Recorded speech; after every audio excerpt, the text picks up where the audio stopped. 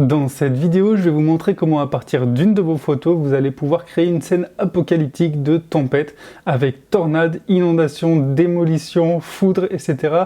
Vous allez voir, ce plugin est très complet et très facile à utiliser. On va faire une petite démonstration ensemble. Si vous souhaitez le télécharger, le lien est dans la description. Quand vous cliquez dessus, vous tombez sur cette page-là et vous pouvez l'acheter pour 7 $ américains, soit l'équivalent d'à peu près 6,50 € en cliquant sur Buy Now. Une fois acheté, donc vous l'avez téléchargé et vous vous rendez sur Photoshop, vous pouvez ouvrir une photo, la photo sur laquelle vous voulez qu'on travaille. Donc moi j'ai mis celle-là. Il suffit maintenant de créer un nouveau calque et on va commencer le travail. D'ailleurs, travail, c'est un mot assez important parce qu'en fait, il n'y aura pas grand-chose à faire. Vous allez voir comment ça va se passer. Donc, il faut écrire Area comme nom du calque. C'est très important de garder cette orthographe-là. Ensuite, on prend le pinceau, on prend la couleur qu'on veut, la taille qu'on veut et on va prendre tout ce qu'on veut sur notre photo, excepté le ciel. Ça y est, je viens de terminer de peindre, donc ma photo avait pas mal de détails. Bon, j'ai fait ça assez grossièrement, je pourrais prendre beaucoup plus de temps, mais vous allez voir que le résultat va être déjà complètement fou. Alors là, une fois fait, je vais dans Windows, puis Actions, et là j'appuie, je vais dans le répertoire déjà qui s'appelle Storm Photoshop Actions. S'il est fermé, il se présente comme ça, je l'ouvre, et je clique sur le premier sous-répertoire, donc du même nom, et puis là je peux appuyer sur le bouton Play. J'appuie sur le bouton Play et là il va me demander du coup de peindre la zone pour l'eau avec l'inondation.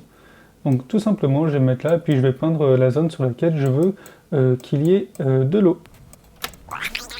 Ça y est, je viens de terminer, donc là j'ai fait tout le travail, il ne me reste plus qu'à appuyer sur le bouton Play et de laisser l'ordinateur faire le travail.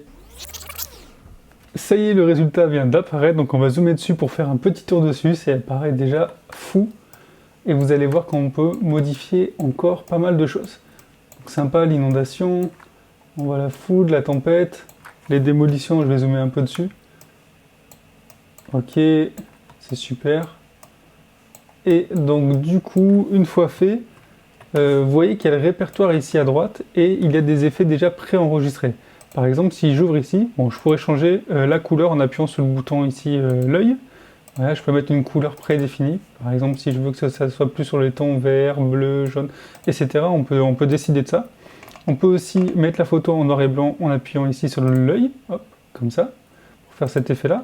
Ici, on a 10 Color FX, donc c'est des pré-enregistrements, des sortes de filtres. Par exemple, pour faire des petits effets comme ça, un peu en mode cinématographique, je peux décocher l'œil et choisir ensuite celui que je souhaite. Voilà, je vous les montre vite fait. Enfin, après, vous pourrez découvrir un peu plus en fonction de ce que vous souhaitez comme photo. Hop là. Et ensuite, voilà, on a les autres layers, les autres calques, etc. qui permettent, par exemple, si on veut modifier la tornade, donc elle est par exemple ici dans Background élément, je peux l'ouvrir, sélectionner la tornade, appuyer sur commande et je peux la déplacer comme ça où je souhaite sur mon document. Voilà, j'espère que ce petit tutoriel de démonstration vous a été utile. Si vous souhaitez télécharger le plugin, le lien est dans la description et je vous dis à très vite pour de nouvelles trouvailles.